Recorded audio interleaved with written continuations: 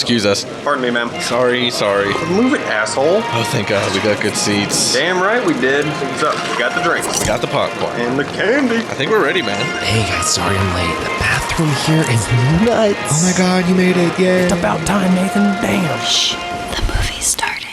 So it's the Big Bopper, and then Buddy Holly, then Elvis Presley, and then me, Nathan Simmons. And my name's Dustin, and I don't smoke angel dust anymore, so don't be afraid. Oh,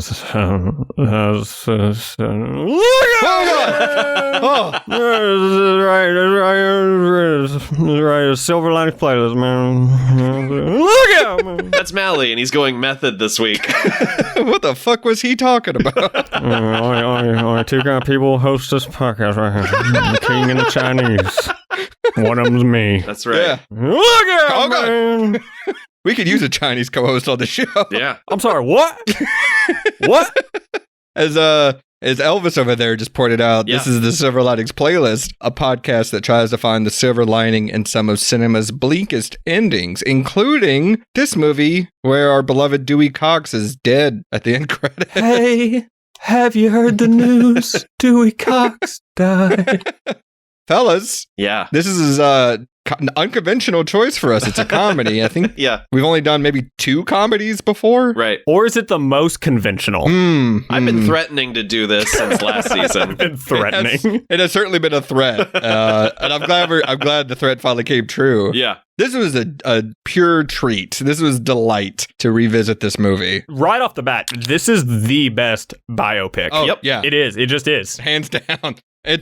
It's so funny that, like, I was reading, Nathan, you sent around that article today from The Ringer about this movie. Yeah, the oral history of Walk Hard. And I was reading it earlier, and man, yeah, they had it so on the nose of like, well, Ray had just come out and Walk the Line had just come out, and we're like, guys, there's a formula here. Let's fucking do the formula. And now every single biopic is Walk Hard. Oh, yeah. They're all Walk Hard. I feel like if this movie had been a success, it would have killed the biopic. Mhm. Yeah. Because, like, legitimately, I just saw the trailer for the Whitney Houston movie like last weekend, and I'm like, we are still hitting these same fucking beats. No one believes in you. Same things. I kept thinking about it all through Bohemian Rhapsody. Bohemian God. Rhapsody is copy and paste from this movie. I thought about it all through. I mean, there's even moments in Straight Outta Compton where I was like, this is Walk Hard. Which I will say, I think Straight Outta Compton's my number 2 biopic. It's great. Oh, it's so good. Yeah. It's literally Walk Hard, Walk Hard, Straight Outta Compton, and my number 3 is Almost Famous. Oh, sure. As far as biopics. Sure. And that's a fake band. Even Straight Outta Compton has like that bit where Eazy-E just goes,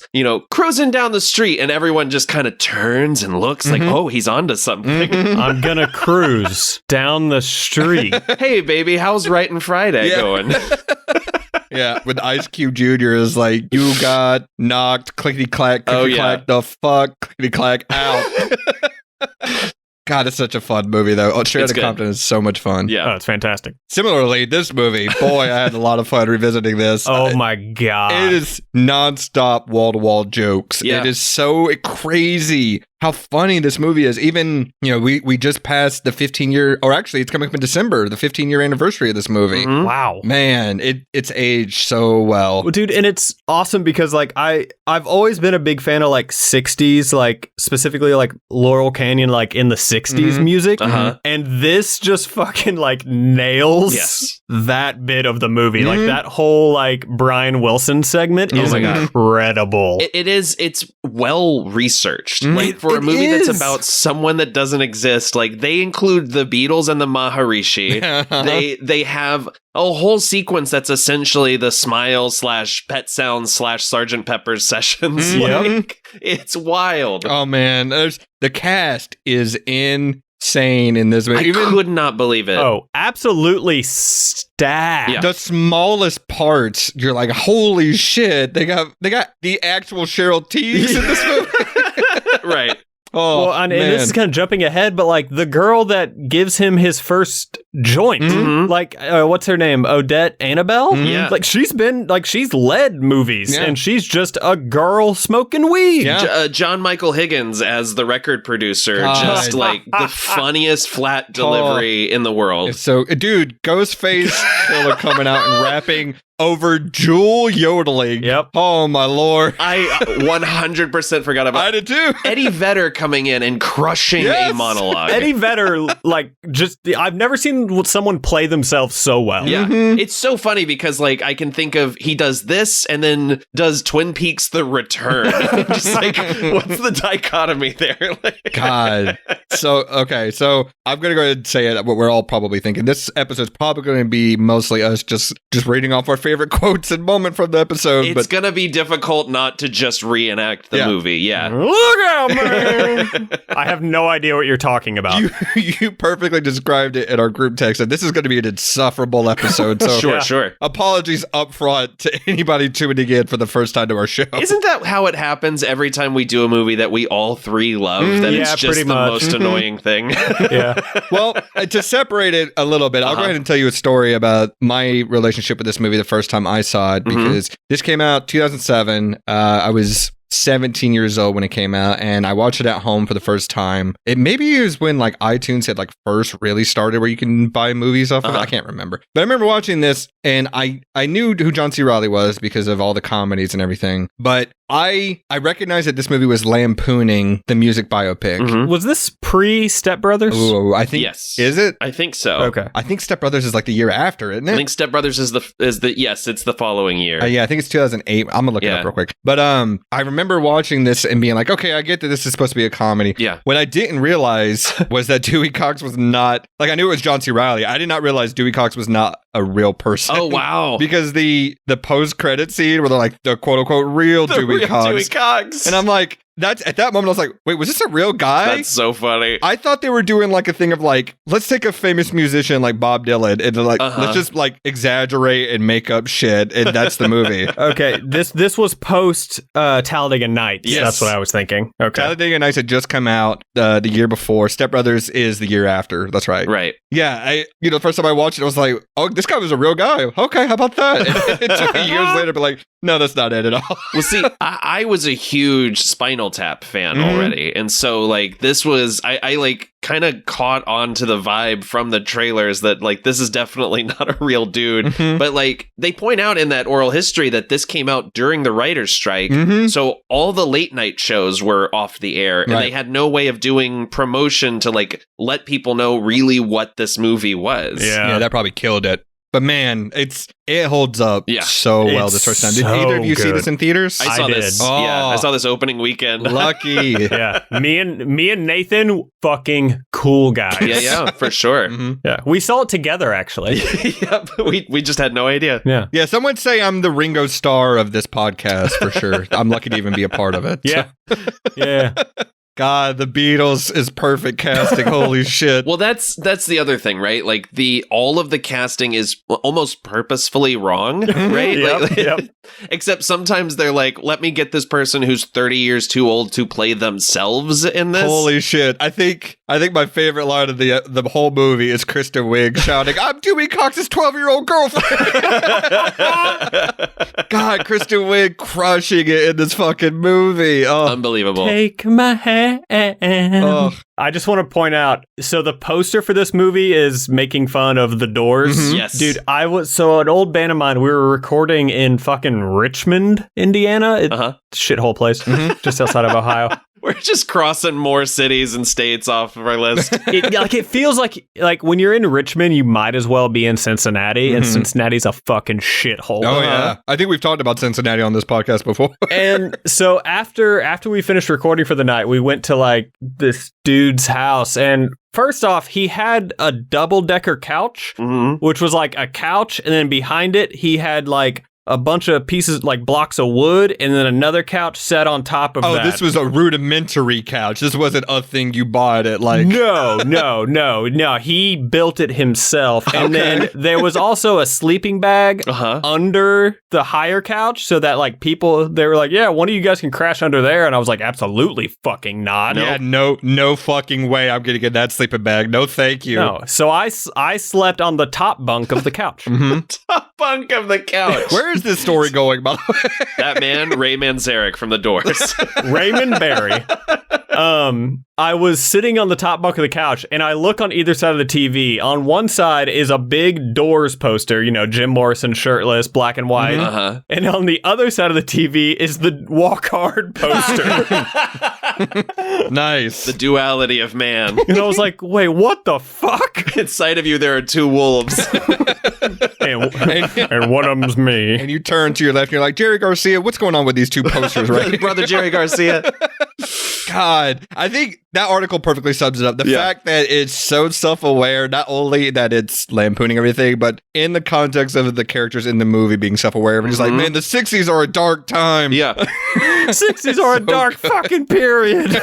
They also have to say, like, when a celebrity appears in it, everyone is referred to consistently by their first and last name. Yep, every single one of them. Really nice to meet you, Buddy Holly. I like that song you wrote. Thanks, Buddy Holly. Yeah, thank you, John Legend. John Legend of the Beatles. Thank you, John Lennon of the Beatles. God, Paul Rudd, the way he pauses before he goes, imagine. Paul Rudd in this movie forever changed the way I say the word record. Record. Great record. I think about that line delivery once a week since this movie came out. Great record. It's all throat. Great record. Great record. Oh, I will whisper, like, whenever I'm at Amoeba, like, shopping, I will, like, say that under, like, my breath to myself. Great record. Great record. Great record. And then Jason, I mean, we'll get there, but Jason Schwartzman being all teeth as Ringo Starr. God, so great. Fuck, it's so fucking funny. Dude, fucking Justin Long as George Harrison kills me. Just staring at the sitar. Yeah. I'm just sitting here while my guitar quietly whimpers. Quietly whimpers. The fact that he keeps having to say that we are the four Beatles. It's a bad trip. All right. Well, I know. All right. There's so many bits to talk about. Let's talk about the making and all that good stuff about Walk Hard, and then we can get into all the quotes and all the great moments and everything. Totally.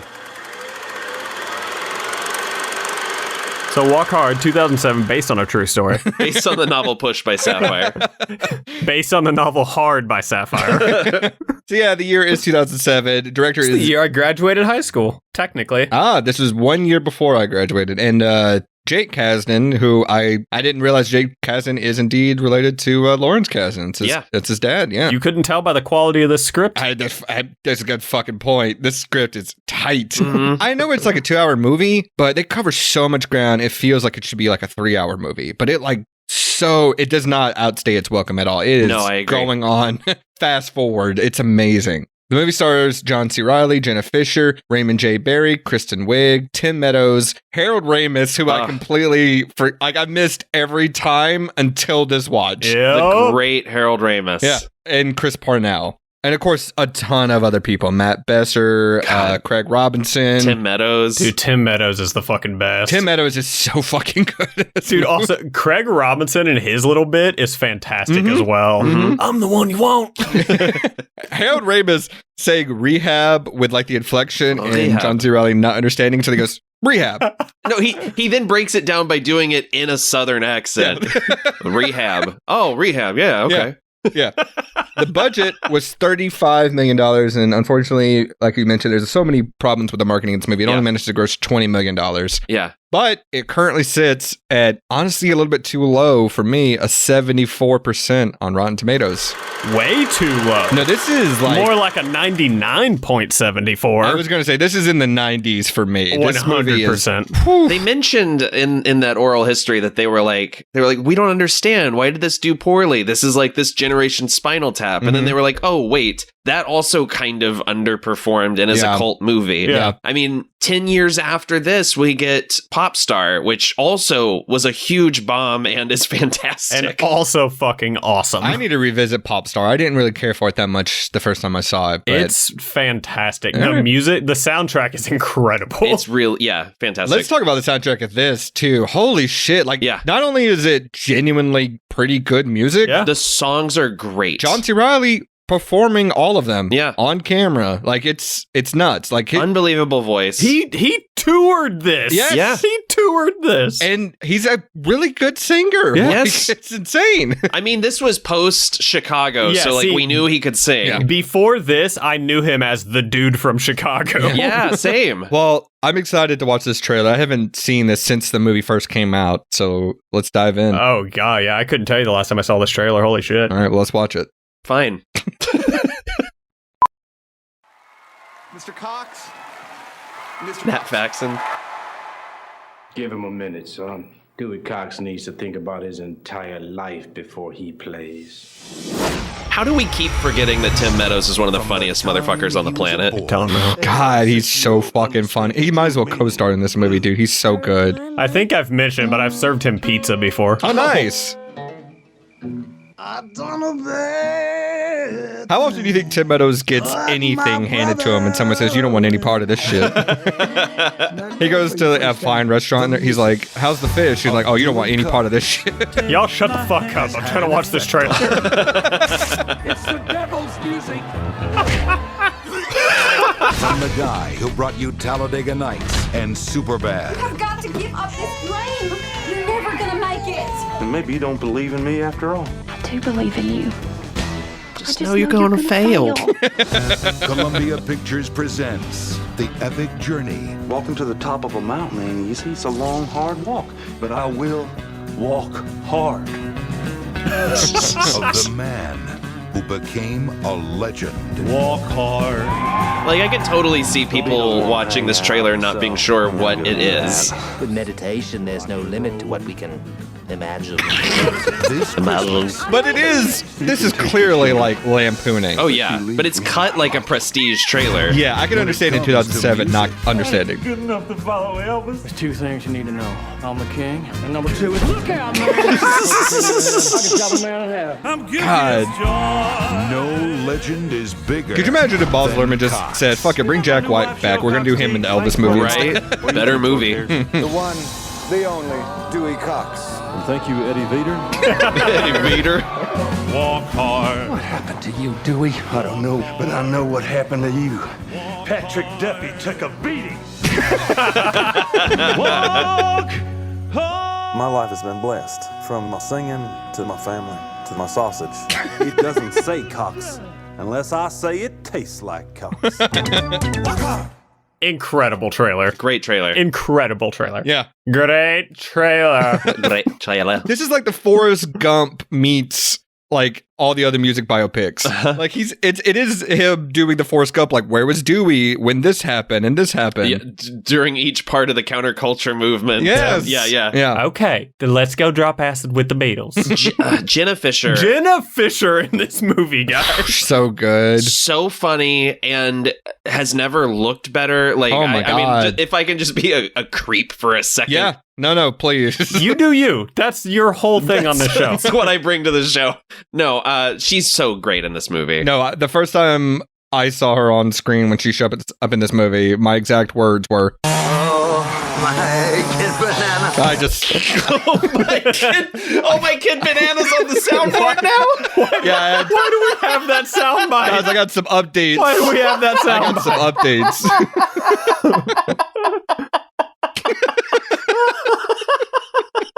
And of course, it wouldn't be an updated soundboard without the classic. I kid you not. Oh my god. I kid you not. Oh my. I did that just for you, Nathan. Oh man, Yeah. that actually like hurt my chest. I'm so happy right now. Dude, Nathan, honestly, Jenna Fisher in like the Beach Boys, Brian Wilson era of this movie. Yes. My God. Yeah. Absolutely, 100%. I also, I mean, from the top of this movie, it's already telling us what they're making fun of, right? 100%. There's literally a nominated films production card and cheers over the credits. This opening montage of the kids playing is great. Yeah. I mean, we got jousting, we've got welding a metal giraffe. I mean, that's just good down home country fun as a kid, you know? Country boys make do. That's what me and my brother did when we were kids. Drinking green bean water. Oh, Me and my brother both did own machetes. I I just got back from taking your kid to a machete fight. Yep. Nice. Dustin, you never bring a child to a machete fight. I know. I'll learn my lesson this time. I only take kids to a machete fight, and I don't have children. Just bringing random street urchins to machete. No, I took him to this like fall festival thing at his farm, and I'm like, man, this sucks. I fucking hate it. Really? I'm glad they had a good time. Good. I fucking hate it. I hate the down. Dustin Campbell, Father of the Year. I just personally, I'm like medicating a hangover that I don't have yet. I'm like, Jesus fucking Christ. Why is the sun so bright? Like, opposite of Halloween Ends, you're not the father that stepped up. Mm-hmm. You're the father that did not step up. Step Up. Yeah. Yeah, he just watched Step Up. Step Up to the Streets. I'd much rather be watching Step Up than be it's 80 degrees in October and I'm outside. No fucking thank you. I'd rather be indoors. I'm not convinced that you're not just your kid's uncle. Oh, Priscilla's got some splaining to do. As long as your kid wasn't ironically talking about what a long life he's got ahead of him. Nothing wrong with a little machete fighting. No. Yeah. Mally, does this beat Face Off? Because that kid bites it at 3 minutes and 40 seconds. Ooh. No, because another kid killed him and doesn't hit the same. Damn. Yeah. I'm cut in half pretty bad. Pretty bad. It's got to be the worst case of someone being cut in half I've ever seen. Speak English, Doc. Yeah, oh my God. The doctor taking the time to be like, I was unable to attach the top half of his body to his body half, and then the dad, speak English, Doc. God damn it. Good. Every trope is getting hit immediately. Mm-hmm. It's so smart. The fact that like they know what is going to be the funniest is just keep going with the joke of like just play it as straight as possible of like you're not half the boy Nate was, you're not even half the boy that the top half of Nate was after you cut him in half. Are you saying I'm a quarter of a boy? And that's the thing is like this movie is simultaneously so fucking stupid and so clever at the same time. It's so calculated. Well, see, here's the thing. I like the Will Ferrell, John C. Reilly movies plenty. Yeah, the man-child humor. Yeah, I was going to say with Step Brothers, it is just let's be as stupid as possible, which is fine. Sure. But this movie it somehow manages to do both. Like it's smart and self-aware enough that it knows it's like what it's doing is stupid, but it's doing it in the smartest way possible. It's perfectly lampooning a type of film while at the same time making room for jokes where like John C. Reilly holds a handful of horse shit and shoves it in his face. I can smell it. It's terrible. Smell that shit, baby. It's played as a prestigious drama. Yes. Like he finally got his sense of smell back. There's my favorite 14-year-old son. It's making fun of biopics, but then also improving upon the formula. Yes. Yeah. I think every time I see my son now, I'm just going to say, there's my 6-year-old son. Like every time. Every time. You're playing catch with one of them in the front yard. You sure you're one of mine? Again, it is because we are also filling these roles with fantastic actors. John C. Reilly, I mean, is amazing in this movie. So good. The most minor of roles is insane. And then Kristen Wiig is doing so much visually. Yes. Like when he points her in the crowd and she like fans herself and holds her hands up. It's so funny. It's so good. It's so good. I'm your girlfriend. I pointed at you in the audience. Yeah. I thought that was obvious.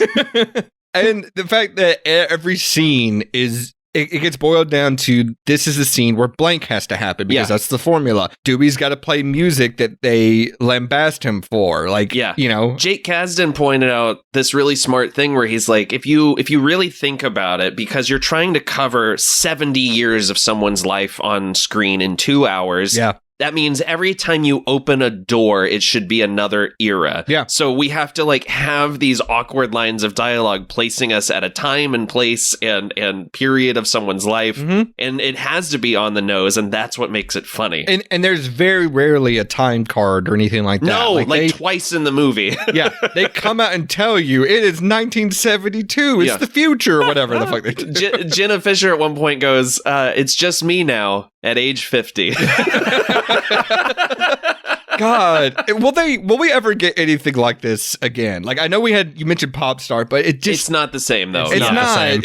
what other movie just completely obliterates an entire subgenre? Like, no movie could be a bio. Like, you see the reviews of Straight Outta Compton, or you see reviews of Bohemian Rhapsody or Rocket Man, and they all reference Walk Hard. Like, at points, they're just doing them. And I can't think of another movie that has just been like, well, we can't top that. When this episode drops, I think the Weird Al Yankovic story will be out. And I'm hoping that hits like a similar beat. I'm hearing really fantastic things about it. Did you see that I think it was the director was like, yep, we didn't do any research into his actual life. yeah, I love that. I love it. I'm just like, fucking yes. That's the right tone to go with if you're going to do a comedy biopic. Totally. Like, Well, I will say, because the biopic, recovered after this movie, and while not on purpose, Elvis destroyed it again. Yeah. Yes. But does Elvis did feel like it was slightly askew from this? Like, it does. I can't think of it. I'm sure there is one that I'm not thinking of, but I can't think of a scene where it was the Walk Hard moment of like. No, Elvis is like somehow simultaneously so sincere and earnest and full camp at the same time. It is impressive. Like, I mean, and I don't know that Baz Luhrmann has hit that exact balance since Romeo plus Juliet, which is also simultaneously like tragic and hysterical in equal measure. I'm sorry, but the moment in that movie when he says, "Hand me my longsword," and someone hands him a shotgun is maybe that says sword on the side of it. The funniest, like the hardest I've ever fucking laughed. I love that fucking movie. Me too. I watched it recently and forgot that like the first 10 minutes are shot like one of the Crank films. Like, it's fucking so bizarre. But genuinely, like, unironically, the only Baz Luhrmann movie I like. I really? thought it was so dumb, but so much fun. I don't like Baz Luhrmann movies that much. I'm a fan of his maximalist style. I mean, I don't like Australia, but pretty much everything else he's done, I'm like, I can fuck with this. I will say, I saw the musical of Moulin Rouge a few months ago. Yeah. And it's fucking incredible. Yeah, that's what I've heard. It is great. If you get a chance, I highly recommend. Gotcha. That was mainly to Nathan. I know DC is not going to see it. Not at all. Not at all. I almost put a musical on the schedule this season, but I knew Dustin would protest. Guys, I'm busy that day. I can't be here. We've done one before. We did La La Land. Oh, true. That's true. We did do one. That's one of the few musicals I like. Very few. Challenge accepted. I think it's that and Sweeney Todd, and that's about it. So you just wait. Hamilton will creep onto this schedule at some point. I gotta go. I'm busy that day. Nathan, it's just me and you, baby. The Hamiltones themselves. I think we can put Baz Luhrmann in that category of directors we've talked about this season where he doesn't understand what subtlety is. Oh, no, absolutely not. And he doesn't care to find out. Yeah. Now, this movie, incredibly subtle. Incredibly subtle. Especially when the priest says, you know who's got hands? The devil. Damn.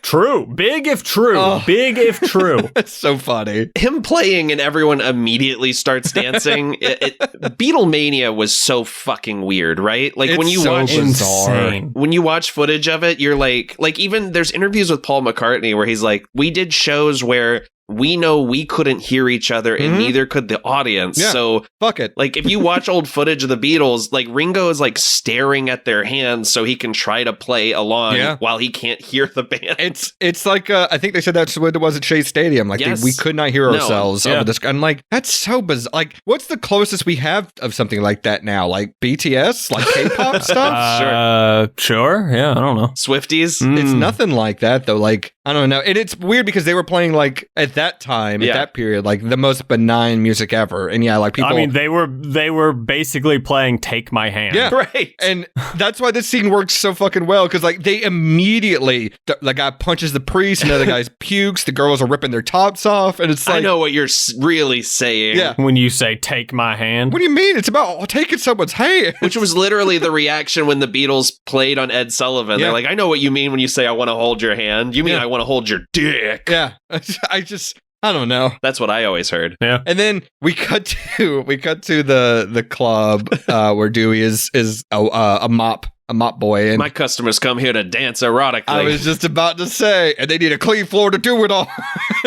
Oh, it's so fucking funny. Dude, the audience's reaction when he starts oh my God. the song. Yeah. Holy shit. Before we get to that, I do love when he's at his house and already the marriage between him and Edith is falling apart. Within 3 weeks. Yeah, but he says, I think I'm doing okay for a 15-year-old with a wife and a baby. And I think Kristen Wiig has all my favorite lines of the movie when she goes, who the hell is Frank Sinatra?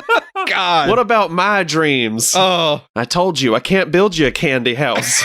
It will if it never rains. So fucking good. I love that every time they cut back to that house, they have like 4 or 5 new children. Yeah. And it's the same with Dewey's parents. Every time they cut back to that house, there's like 8 more kids. Okay, you're never gonna make it. But it's also like they immediately go from I'm Dewey's 12-year-old girlfriend and her being so excited, right, to her being like, you gotta give this dream up. There's no in between. It's like immediately. That's always the character in a biopic. Even like Ed Wood. Like if you read interviews with his first wife, she's like, I legitimately was not how I'm portrayed in that movie. I was making him costumes. Yeah, I was like helping on set, but the movie is just like, nope, you fucking hated him. And it's so funny because every time we cut back to Kristen Wiig, she is still telling him, like, you're never gonna make it. He's like, I got a #1 song in the country and I'm touring. And she's like, you gotta give up this dream. You gotta give up this dream. He's like, I bought you a monkey and a giraffe. What else do you want? You want a crow that can talk? Give you $5,000. I said, no, you won't. You give me that giraffe, though. And they gave it right to me. Okay, and we talked about this too already, but no biopic can have the sudden realization moment for a hit song anymore. Like, this is perfect. They do it multiple times, and the fact that each time Kristen Wiig is just like, don't you dare write a song right now. That happens multiple times in Bohemian Rhapsody too. It sure fucking does. There's also the scene of coming up with the new song in the, it's the Bones or the Skeletons Money scene. Oh my God. Yeah. Well, and Walk the Line. Yes. Oh, they do it like twice in the same scene in Bohemian Rhapsody. Yeah, I'm pretty sure. So funny. Stop your singing this instant. Oh my God, this guy. John Michael Higgins is a genius. He's so funny in this. Well, before they get there too, I gotta say, when we go back to the club, yes, and Craig Robinson's sick, and they have the joke of the suits from the record company just got here, and it just smash cuts to fucking the Jewish men and one of these them. Hasidic Jewish, Jewish guys. Martin Starr's one of them. Yeah, Martin Starr's one of them. Oh my God.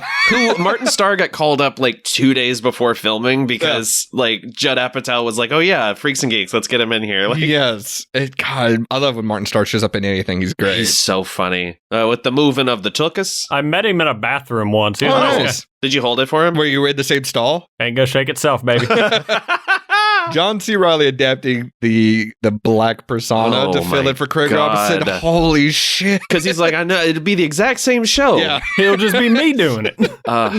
Oh man. And it's a great performance. You gotta love. I'm not doing the rest of that I was line. gonna say, you better stop right there. And the dance choreography getting progressively more raunchy is like straight out of Great Balls of Fire. Yep. And there's a scene in Elvis exactly like that. Yes. Yeah. Exactly like that. But yeah, we cut to the record label, and man, he's like, your performance today has shaken my belief in the Jewish people. Community. Holy fuck. Because they usually have good taste. Yeah. I will give you one more shot. Yeah, 15 seconds. But I seriously doubt you will improve. Yeah, he's like, there's nothing I would like more, sir, than to restore your faith in Judaism. I love this that like Parnell is like, we don't know this song, Dewey, but they all like chip immediately know it. That's the exact scene. A Star is Born. No, well, from Walk the Line. Yes. Mm-hmm. Oh, absolutely. Yeah. Like verbatim, but it's like, we don't know the change. He's like, just follow me. And they play it seriously, but in this, they play the same exact scene as a complete joke. And it just shows how ridiculous that scene of Walk the Line was. Well, and the fact that we can both say, yeah, it's just like that scene and then name two different movies. Yeah. And the fact that like they're still doing it 10 years later is insane. I was going to broaden that out even further and say this is every movie that's got a musical number because the music becomes diegetic and like everyone knows the words. before on the first chorus. Yes, Like- that makes sense in terms of a musical. And this is the new single from Dewey Cox that was recorded just 10 minutes ago. America's new hit song. Yeah. Jack McBrayer in a great cameo. Yeah, good cameo. But I mean, in a musical, I can forgive everyone suddenly knowing the same song. Sure. But in the world of like, we're writing a song together and everyone knows the lyrics, it's just like when Lady Gaga comes out in A Star Is Born and suddenly both of them know this song, it breaks the reality of that movie. Yeah.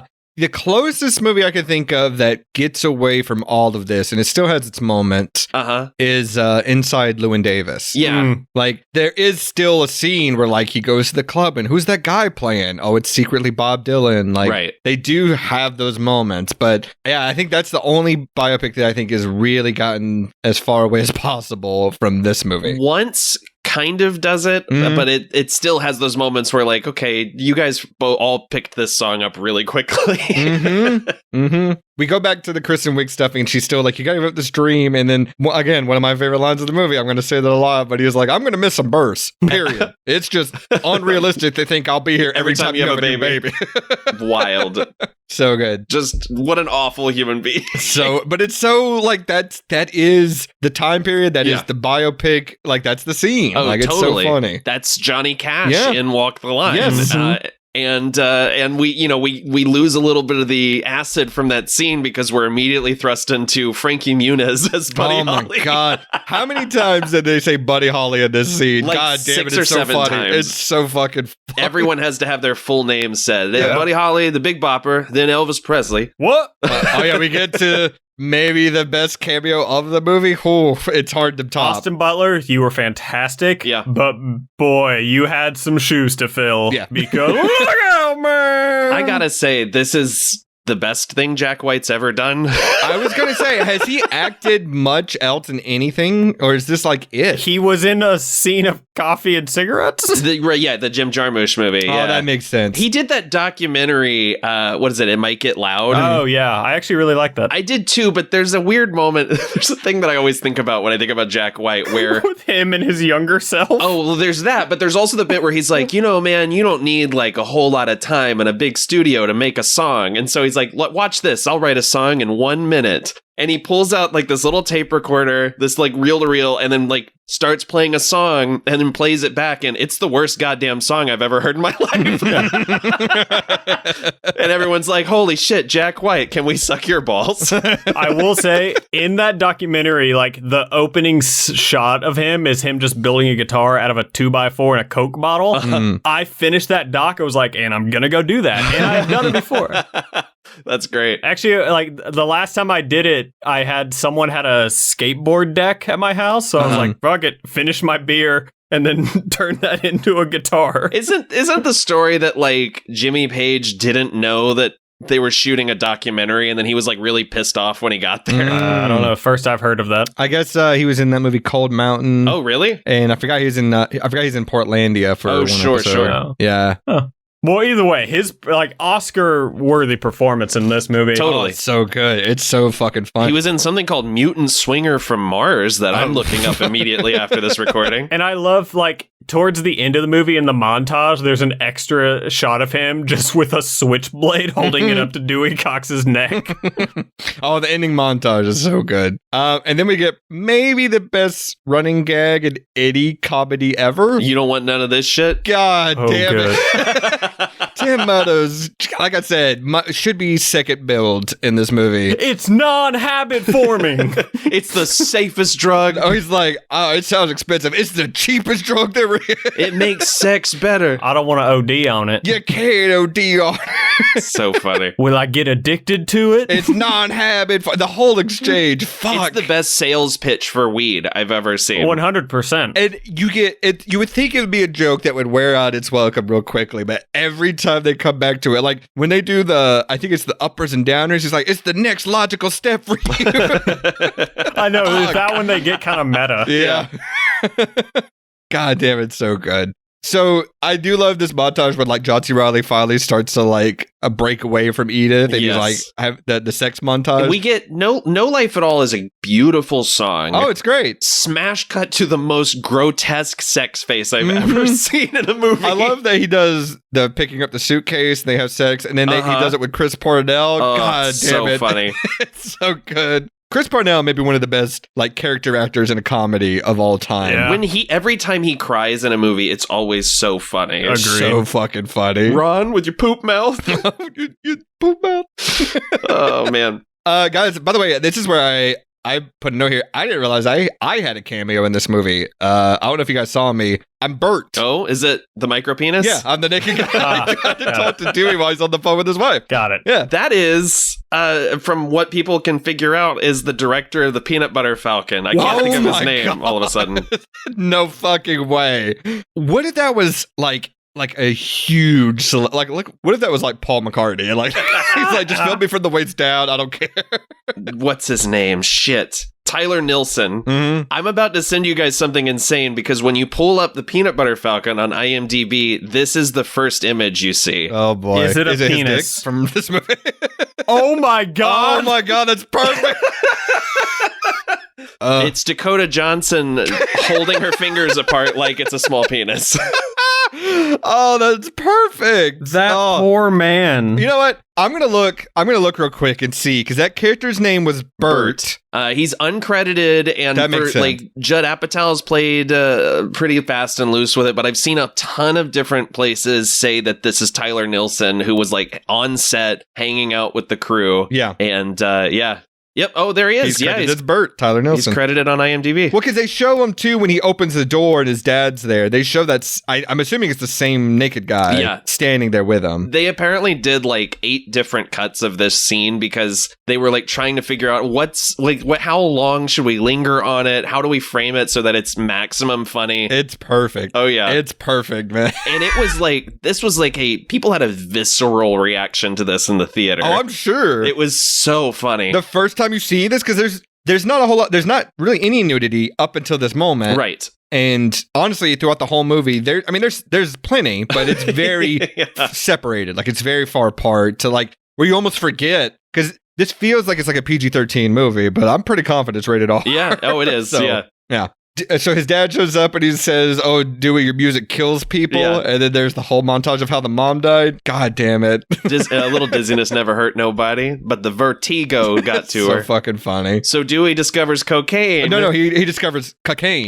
So. I think I'd like some of that cocaine. Yeah. And the punk version of Walk Hard slaps. Oh, it's so absolutely. You're dancing around like some kind of punk. Oh, when he invents punk music? Yeah. Yeah, 100%. And then he says, "You cocksucker, I'll punch you in the mouth." I think we've talked about this before, but one of the old bands that I used to be in, Nathan, I don't know if you ever saw Blackheart. But no, I didn't. When I played in Blackheart, one of the ways we would practice is we would play and we were already a melodic death metal band that was playing pretty fast.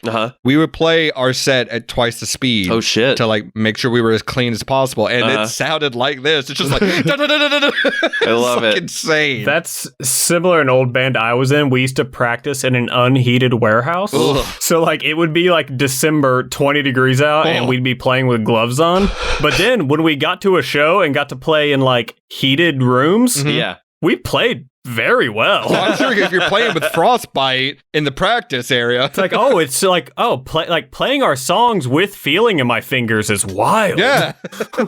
Speaking of feelings, the line here, it turns all your bad feelings into good feelings. It's a nightmare. God. And then Jenna Fisher appears in this movie. What a force. Darlene. God, she crushes it. I was wondering if maybe you'd like to try me out. Let's Duet is maybe one of the best songs. It's a great song. Yeah. It's really funny. Let's duet in ways that make us feel good. It's a genuine banger. And again, this is the June and Johnny story, essentially. And I feel like they had to have shot so many full scenes that aren't in this movie of them just on different dates. And yeah. Here I am a-creeping up behind you. Oh, no. The best line of this song by far is "You can always come in my back door." Yep. It gets me every time. But I would love if they would have, maybe it's a deleted scene. If not, it should have been a scene where he meets Joaquin Phoenix and Reese Witherspoon. Yeah. God, that would have been so fucking funny. Joaquin Phoenix does not have a sense of humor about himself. There's absolutely no way. I wish it had cut to them in the audience at the end. God. No, I disagree because I'm Still Here is one of the funniest fucking things I've ever seen in my life. Sure. Oh, I love that movie so much. They get married so quickly. Yeah. It's like a 3-second shot. And the fact that he's like, the only way I can have sex with you is if we're married. All right, there we go. Yeah. We're done. Yeah, it just cuts to them getting married. Smash cut to toilet flush and I'm ready for sex. I'm ready for sex. I'm going to start using that. That's my new announcement from now. And the horse motif he takes on here. Yeah, he starts kicking like a mule and she's like, oh. If you're already married, you can't get married again. Great line. It's so funny. And he's like, he's going to show her the ways of love. He's going to be gentle with her. And he immediately throws her legs up. Yep. And he does not let go of her ankles through this entire argument. The whole scene. And then I love, this is like, for me, it made me think of the scene in Wolf of Wall Street where the wife finds him. Sure. He's like, get out of the car. It's like that.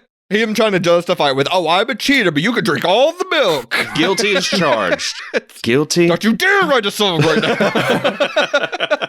Oh, it's so fucking good. And the argument he has with the monkey about all you care about is fruit and touching yourself. Well, fuck you.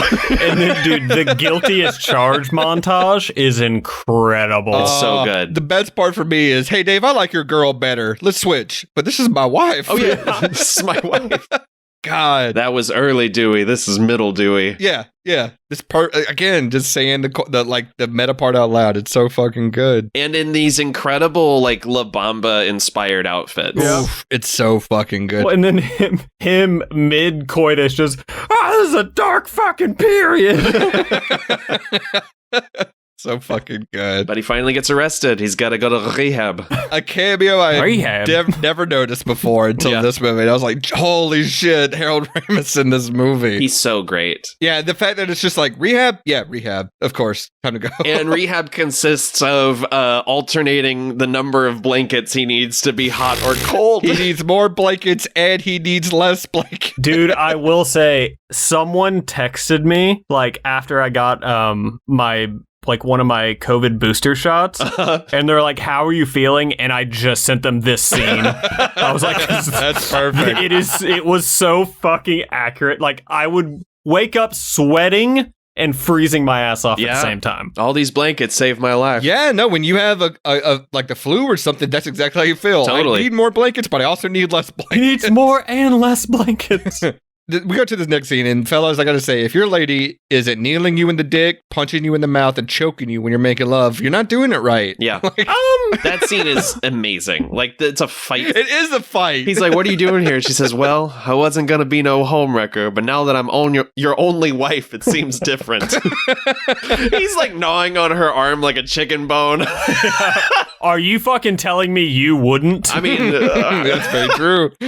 So funny. But yeah, no, the obvious body doubles with the ripped abs and stuff. Like, they do so much. That's why I think this genuinely might be one of the best comedies of all time. Like, they do every shot, every minute is just stuffed to the gills with fucking jokes. It's like Airplane. Or Naked Gun. It's like if we're not making a joke every 10 seconds, then we're failing. And Jenna Fisher saying completely deadpan, the 60s are an important and exciting time. I mean, it's 1966, baby. Yeah. There's the protest song for little people. Oh my God. Let me hold you, midget man, who pretend you're flying in space. Let me hold you, little man, so the dog will stop licking your face. This song is insane. It's so nuts. And the fact when they cut to the shot of them holding the protest song. The references to the fact that, like, they're at this party and, Joni Mitchell and Donovan are just, like, slightly off screen.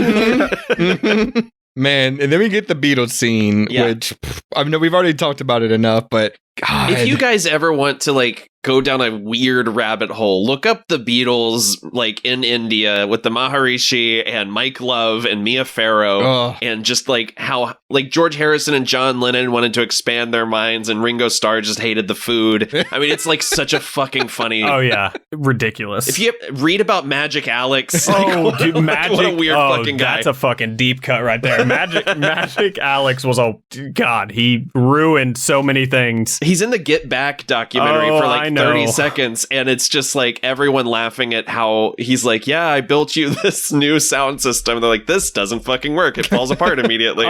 I have a book written by Jeff Emmerich, who's the engineer for like Revolver and Sgt. Pepper, Abbey Road. Is that Turn On? No, it's called Here, There, and Everywhere, My Life Recording the Music of the Beatles. It's fantastic. Nice. It also gets into like Wings and Elvis Costello stuff. I'm going to have to check that out. I'll send you a copy. He talks about going and seeing the mixing board that Magic Alex built. Yes. He's like, it's literally a piece of plywood with some knobs nailed onto it. Perfect. Well, because he convinced John Lennon, he's like, I'm going to build you a house where you can just plug into the wall and record at any time. Yep. And then eventually that's what Prince's house was like. But Magic Alex had no fucking clue what he was doing. As someone who doesn't care, and I'll get flack for this, I don't care. As someone who doesn't care for the Beatles music, I am very, like, I'm always intrigued about the story of the Beatles. Like, I watched that, what was it called? Not the Get Back, the documentary before that I think Hulu did. 8 Days a Week? Yes. Yeah. I watched that, and that was fascinating. It's really good. Yeah, where they're just basically like, we didn't get to be 20-year-olds, right? Like, we're just constantly on the road, and of course they would end up like hating each other or angry at each other because they're the only people they get to see ever. And everyone's screaming at them all the time. Yeah, that Jeff Emmerich book's amazing. A little onto a tangent here, but he talks about when they were recording Obla Di Obla Da. Yeah, there was like 300 takes or something. Like Paul. Well, John Lennon fucking hated it. Yeah. And he referred to it as like, more of Paul's granny music. Songs, so he left, and they were working on it, and he came back hours later. Oh, yes. Ran in because like Abbey Road, like the engineer's booth was like up a set of stairs, then where they actually recorded was downstairs.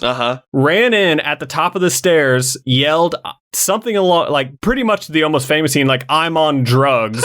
Runs down the stairs over to the piano, and he's like, hey Paul, this is how your fucking granny music should sound, and started playing it like dun dun dun dun dun dun dun dun, like at the tempo like they ended up being recorded as, and he's like, yeah, and Paul was just like, fine, John, that's how we'll play it then. And that's why that song has such a fast tempo. That's so fucking funny. I also love that, like, when they left India, the Maharishi was like, well, why are you leaving? Why are you angry with me? And John reportedly said, if you're so fucking cosmic, you figure it out.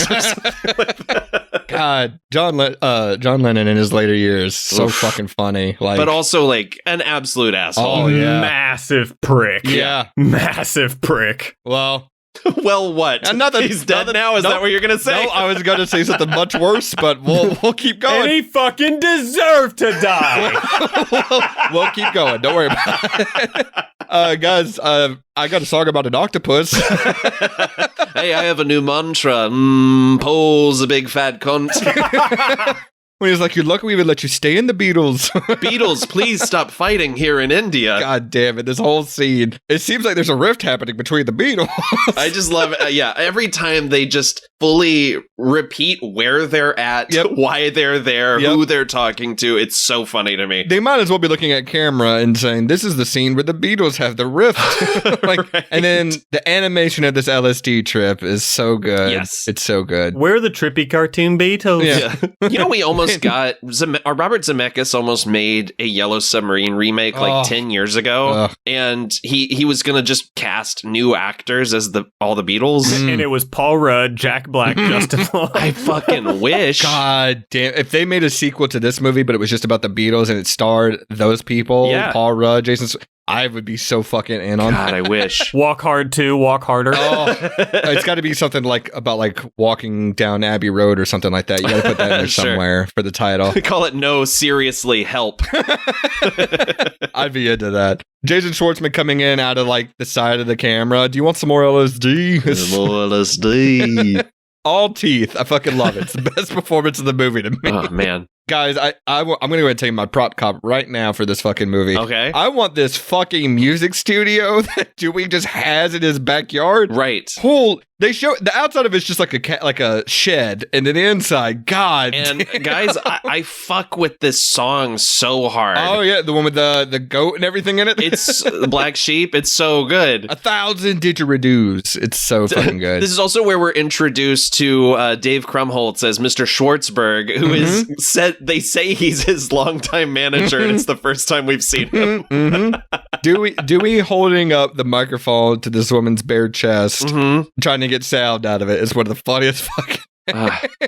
Mally, I'm sure you remember film school when we got to sound and all the fucking nerds that were like, let me go and put a microphone up to every single fucking thing I can and get all the different sounds. That's definitely something the Beatles and Brian Wilson were doing. Like when they recorded Yellow Submarine, they tried to they put like a microphone inside a condom just to see how it would sound.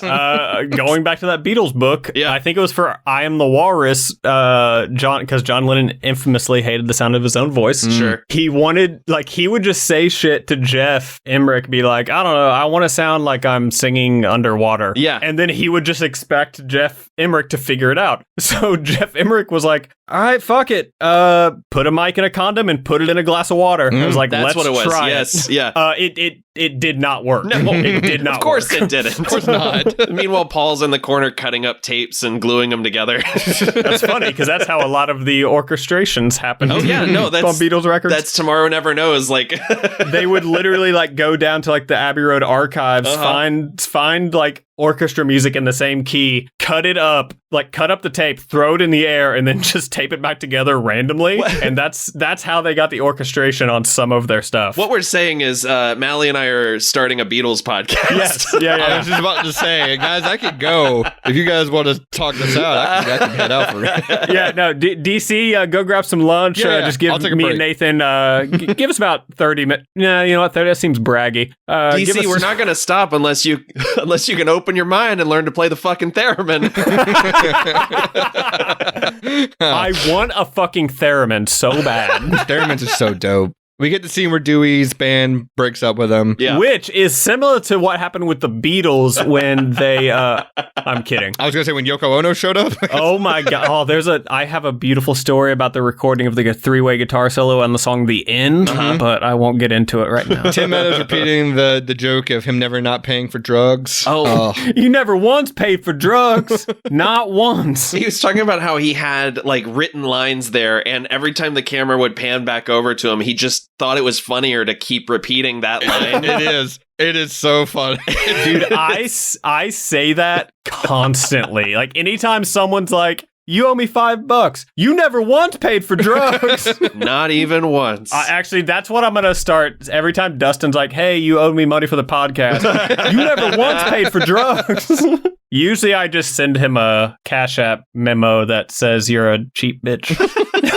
Then we get probably the scariest part of the movie for me, surprise Jonah Hill. Yeah, oh my God. Totally forgot about Jonah Hill. Was not prepared for that. Grown up Nate. He's got one of my favorite lines too, which was, if I was alive right now, I'd be the fucking president of the United States. I'd be moonwalking around looking for aliens to kill. God, everyone brings their fucking A game in this movie. Yeah, God. I do love we jump back to present day, and Tim Meadows is telling Nat Faxon he's just reached the 70s in his flashback. And we get, of course, what does every musician do whenever they're on the decline? Yeah. They got to start a variety show. Johnny Cash did it.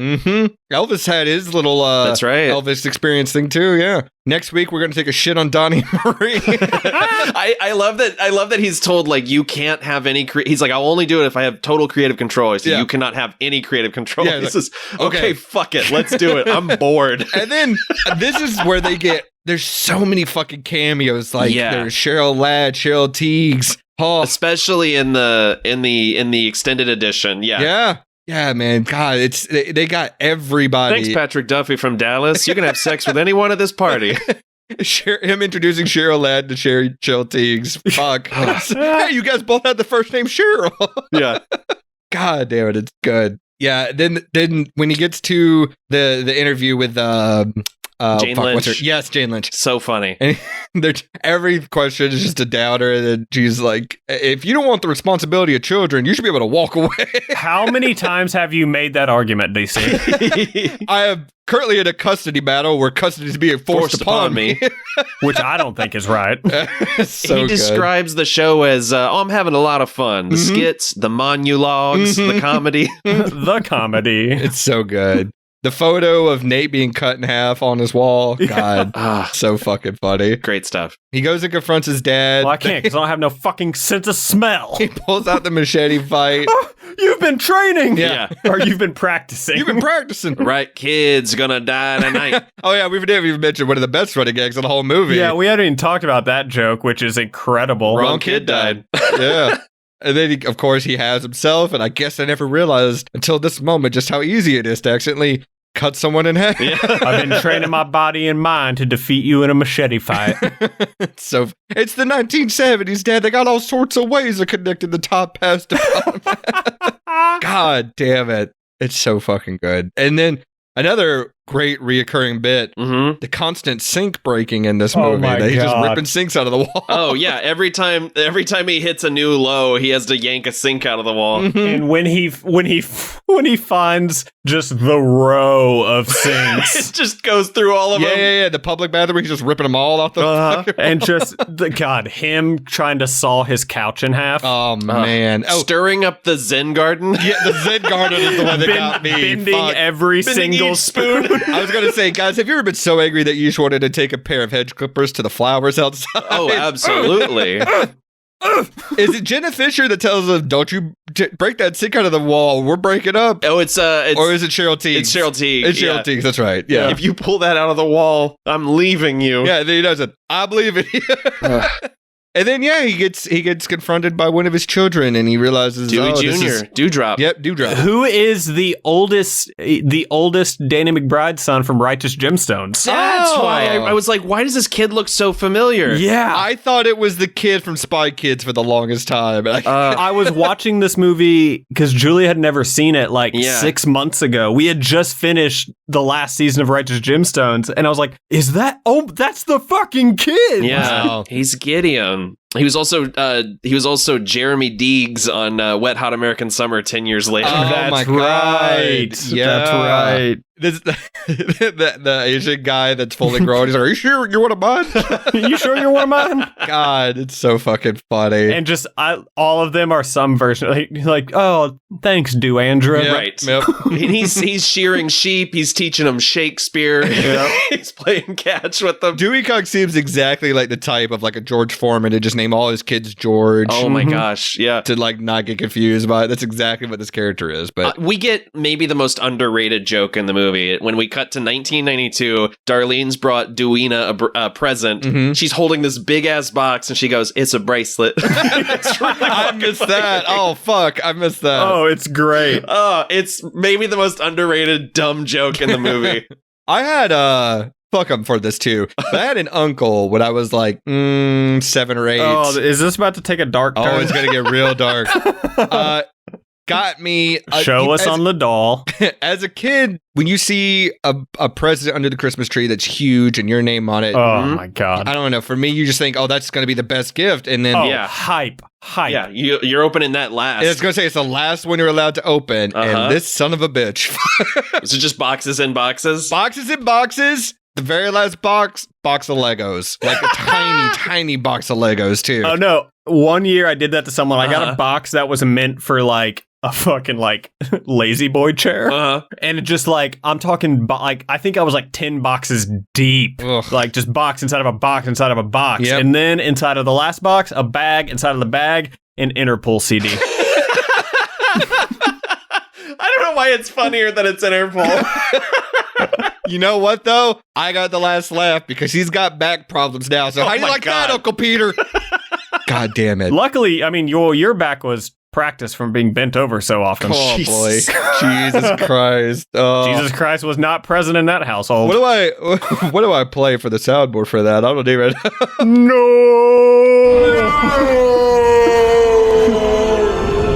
There we go. So we meet Dreidel L'chaim. Wait, can I make a request for the soundboard? Sure. Uh-huh. Look out, man! I might have to pull that. That's a good idea. If not, I'll get my own soundboard. Oh my god, I'm gonna get my own soundboard. It's gonna be better. We could have a soundboard that's just quotes from this movie, honestly. It probably could fill up the whole thing. That's how we finish out the season. Yeah, we get introduced to Lil Nutsack. Lil Nutsack. Girl, you're making me hard. He pitches the idea of a double duo, Cox and Lil Nutsack. It's pretty funny. What a package. What a package. Yeah. Surprisingly, they don't do too much in this theatrical run with the name Cox. There's a couple of jokes, but that could easily get boring. They also get it out of the way really early in the movie when like the stage manager goes like, I need Cox, people. Yep. I mean, low-hanging fruit. Yeah. Heyo. In a way. Yeah. No, I like that they steer clear of that stuff for the most part because the movie's smarter than that. Yeah. So, yeah, we can't. Dewey's going to get the Lifetime Achievement Award. And we get Ghostface rapping over Jewel yodeling, which is not a sentence I think I would ever say in my life. Jewel, Lyle Lovett, Jackson Brown. Yep. Dan is the guitarist in the background. Or Don was, rather. So funny. Just all this star power. And we find out that Dewey slept with 411 women and 3 men. Yep. And then a joke that I never noticed until this watch. The Temptations. God damn it. That is my favorite joke of the entire movie. Oh my god, I never noticed. He's staying away from temptation. Yeah. Talking about my girl. Temptations. So funny. God damn it. Favorite joke of the whole movie. It's great. It's almost too much and it's so good. Because you're nearing the end of the movie and it's like the sincere part. Yeah. Because he's going to give this actual sincere performance, but that joke, god damn it, it's so fucking good. Well, and I also love the 1-2 punch of like all the different ghosts giving mixed messages. Yeah. Like, what is the plot? What is the moral of the movie? Yeah. Oh, yeah, because he's got young Nate, he's got older Nate, he's got his dad, he's got his reflection in the mirror, his feminine side. Yeah. God damn it. And yeah, they all give him mixed, and he's like, I gotta focus on myself, but also focus on other people. I love this pretentious monologue from Eddie Vedder. Yes. It's so fucking funny.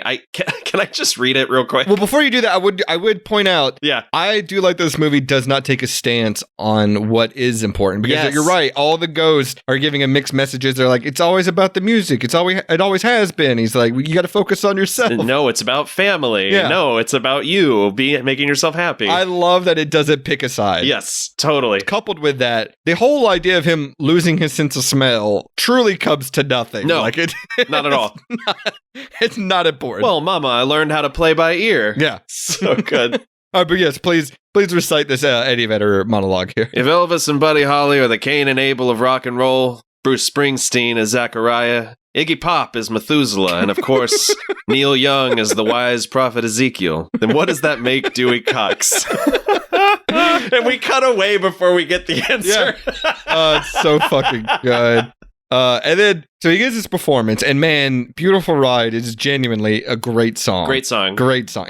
Was it Jake Kasdan who pointed out that he's like 3 years or 10 years after this song, Miley Cyrus puts out The Climb, that's a massive hit and is 100% Beautiful Ride. Yeah. Oh, I don't know that song. Like, it sounds like Beautiful Ride. It's insane. His agent dying during the performance and then instantly becoming a Force ghost. Yes. God. Dude, and then the fucking little dance he starts doing gets me every time. Yeah. Oh, the way he dies is so fucking slapstick. He's just like, yeah. And he just kind of like stumbles into the ghost crowd, just and then just so funny. It almost feels like if it wouldn't have been a legal nightmare, that they could have had like Alec Guinness or somebody show up right there too, and it would have just been like it's so exactly that moment. But yeah, this montage during this final song is scenes we didn't see. Oh my god, when it cuts to the old monkey. With the wig. Oh my god. Oh my god. See, for me, it's when he uses Chris Parnell as a human shield during the shootout, and that it's so fucking funny. And then the Elvis with the fucking switchblade to him. Mm-hmm. And then he gives his final performance. There's applause, and then the card that pops and says he died 3 minutes.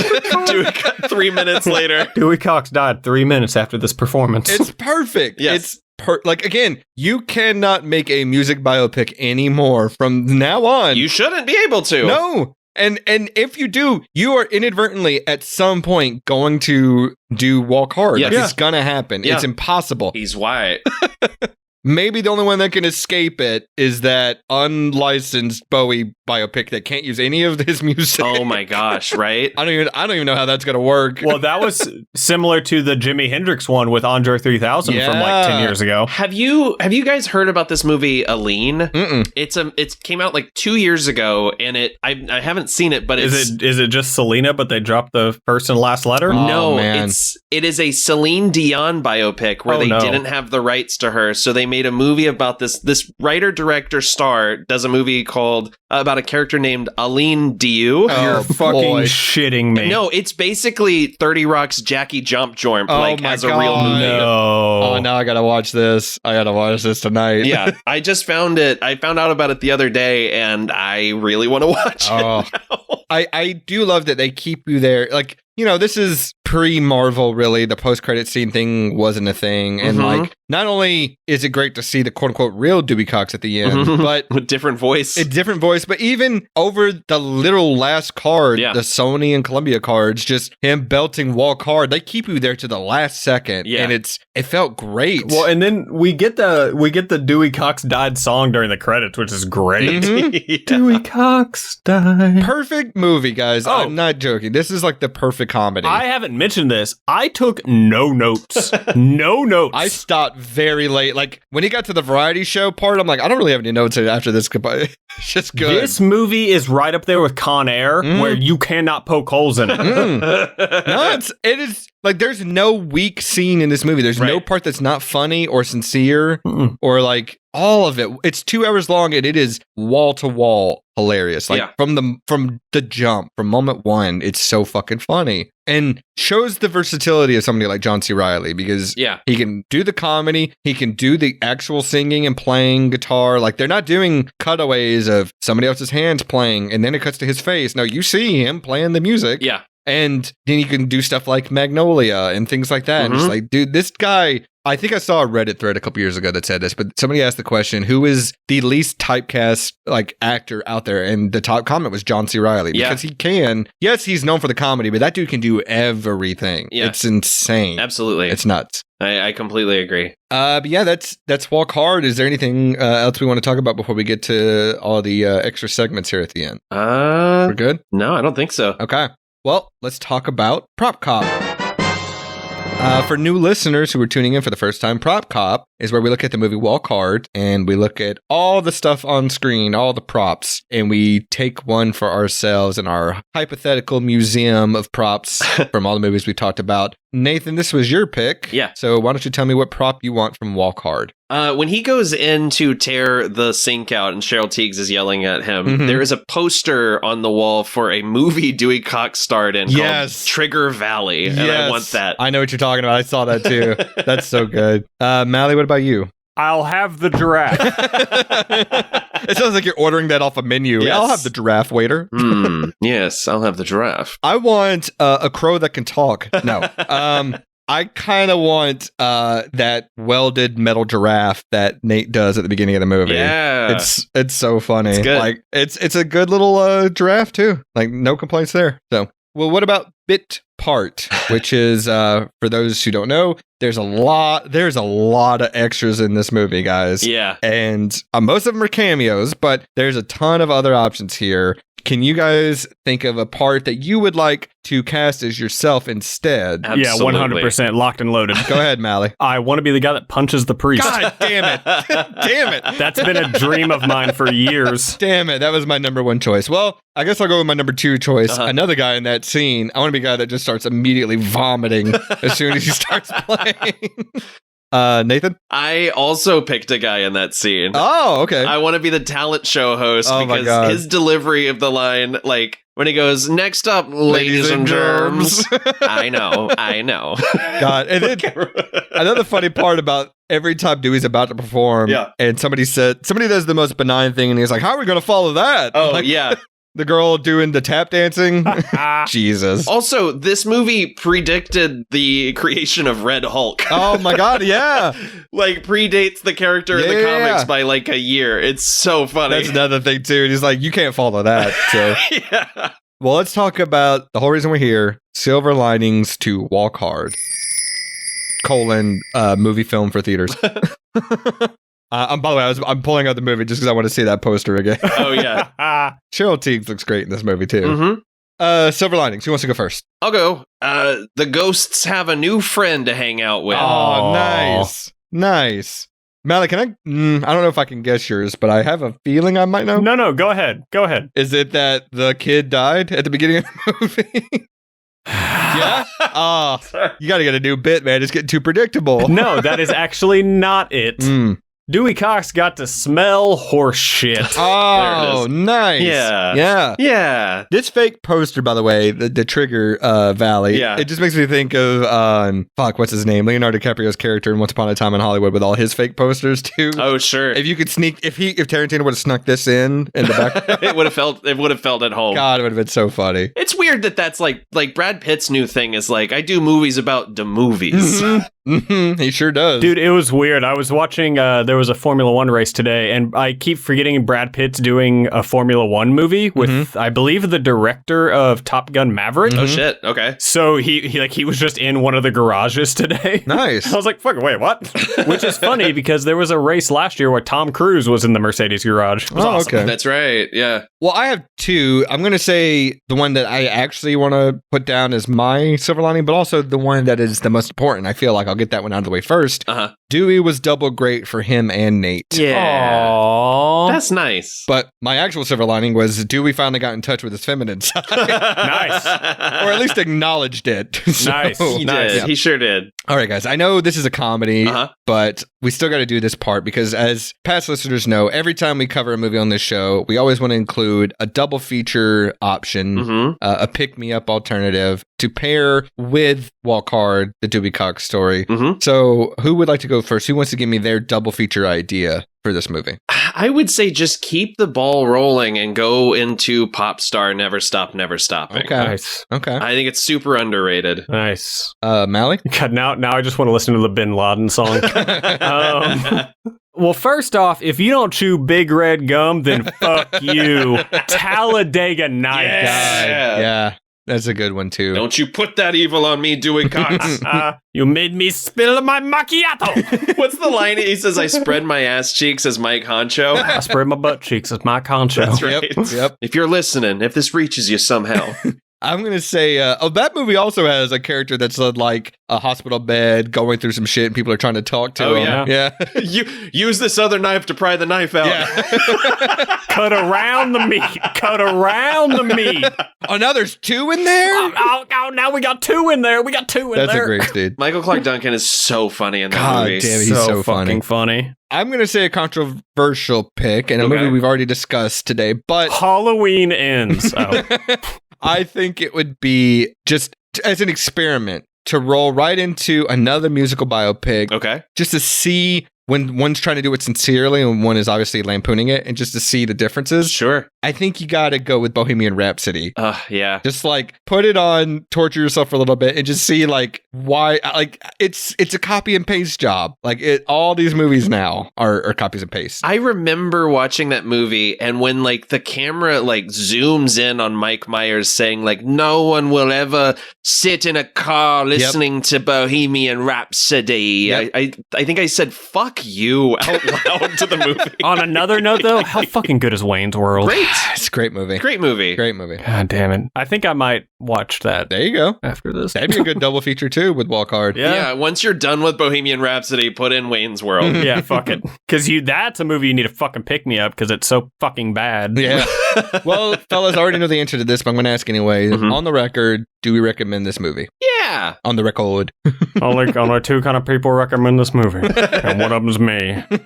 Yes. I think not only is this one of the greatest satires of an entire genre of film, but it's, like you mentioned earlier, Nathan, it is genuinely well made. Like, it is some of the shots are gorgeous. It's beautifully shot. The production design is great. It's insane. I mean, the like you said, the studio alone is so impressive. Nothing feels cheap about this movie. It feels like a big budget movie. It feels like a prestige picture. Yes. That 35 mil is on the screen. And the cast is insane. Stacked. Absolutely stacked. We didn't even talk about most of the cameos. Like there's every scene, there's somebody new in there. And it's, like I said, it is never not funny. Yeah. Like this whole, from minute one, it's hilarious. Couldn't believe Superior Iron Man was in this. And I just wish we could, I mean, we still make them, but I just wish we could make comedies again. Like, this is just a comedy, pure and simple. Yeah. One day. Like, this is a movie that's designed to make you laugh and make you have fun. Totally. And there's no, like, I don't want to shit on another movie, but another movie I saw recently that is actually fun. But like he says before shitting on the movie. No, it's a fine movie, but something like Bodies, which is, it's fun. It's lampooning like almost like a Black Christmassy slasher kind of thing, but its primary focus is like, let's be clever and let's be relatable. And I've not seen that yet. I had fun watching it though. It's fine. No, it's a funny movie, but it's just like Lee Pace is fantastic in that movie. Okay, Pete Davidson bullying Lee Pace. I don't believe for a fucking second. No fucking way does that work out. That's like the band kids beating up Corey. Yes, it's exactly the same thing. But no, that movie's totally fine. It's fun, but I just want a comedy to be a comedy again, and it feels like it's very hard to find those nowadays. So.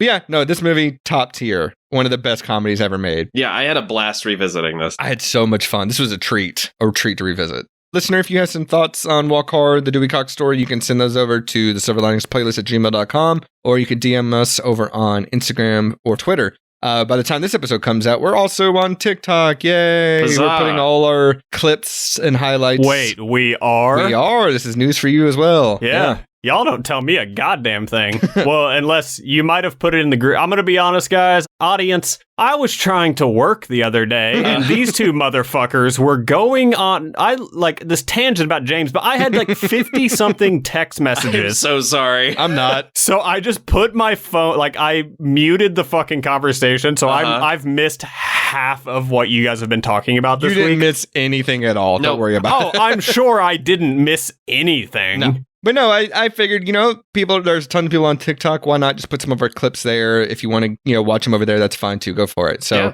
there's plenty of places to check us out. And there's also, lastly, our subreddit at reddit.com/r/Silver Linings Playlist. We're going to make jib jab videos. Yeah, you will not see me dancing on the internet. Subscribe, rate, leave feedback, all that good stuff. After this episode, Nathan and I are going to go to Claire's and get our ears pierced. But guys, next week is Thanksgiving, and I have a pick for us. So next week is my movie, and all I got to say is, Dewey Cox lost his sense of smell in this movie, but I have a great sense of smell, and I smell skanks. So holy shit. Do with that what you will. I can't wait to find out what we're doing next week. Well, it's all about family. Yeah. So if that is any kind of clue at all. And on Thanksgiving, you can have any drink you want as long as it's a Corona. I thought about making that my clue, but I thought it was way too obvious. House of the Dragon. There you go. So, tune in next week where we've got nos in our veins about whatever the fuck that means. But sure. Until then, I guess we got to say rest in peace oatmeal and rest in peace Dewey Cox. I think we got to add that to the list. Rest in peace. And as always, fuck ancient Egypt. Hard. Nice.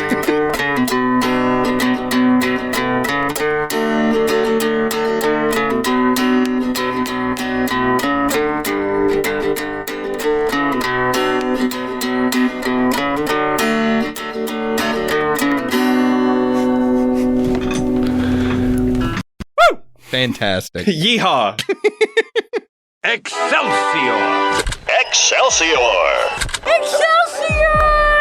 Excelsior! Look it up.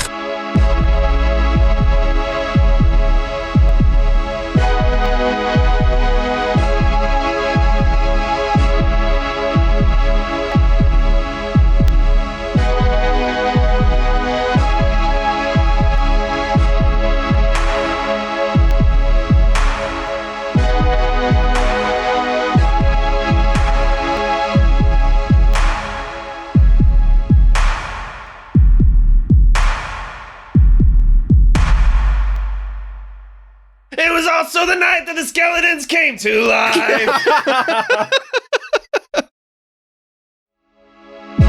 And that wraps up another fantastic episode of the Silver Linings playlist. If you would be so kind, we ask that you leave us some feedback on how we did, plus a like and subscribe. We'll be back next week with another great episode. See ya!